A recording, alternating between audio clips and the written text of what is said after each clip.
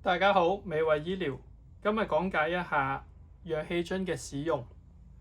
咁留意氧氣樽每一個樽出廠嘅時候咧，都會填上一個充裝日期。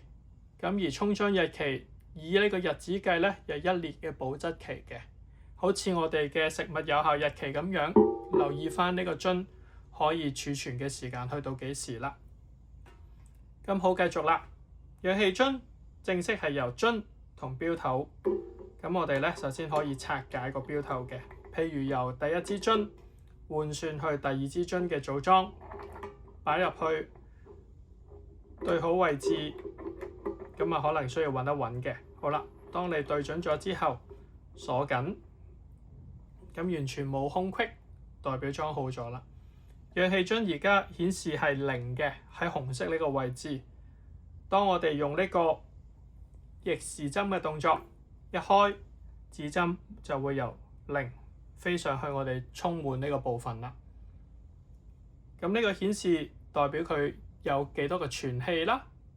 譬如而家呢個係 C 型嘅氧氣樽，大概有200公升氧氣。喺存滿嘅時候，200公升換算翻，譬如1度氧氣嘅份量，佢可以運作到200分鐘。D 型嘅會係由400升氧氣換算翻，就即係大概400分鐘。我哋氧氣喺呢個位置會有個金屬接位，駁翻我哋嘅氧氣鼻喉，跟住調校份量，而家係0啦，1/8 0.5 1度。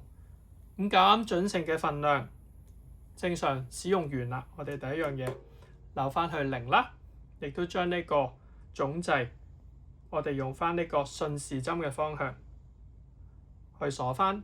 好，鎖翻緊啦。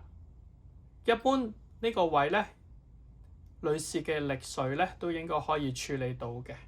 咁所以譬如我哋只要用手揸緊去扭就可以啦。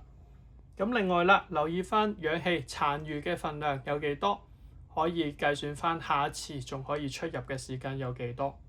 咁另外都提一提啦，我哋有跟氧氣樽袋嘅，氧氣樽袋嘅一個方向會有一個開孔，第二邊亦都有開孔，方便俾我哋嘅氧氣管穿入去呢個窿度，去方便大家攜帶嘅。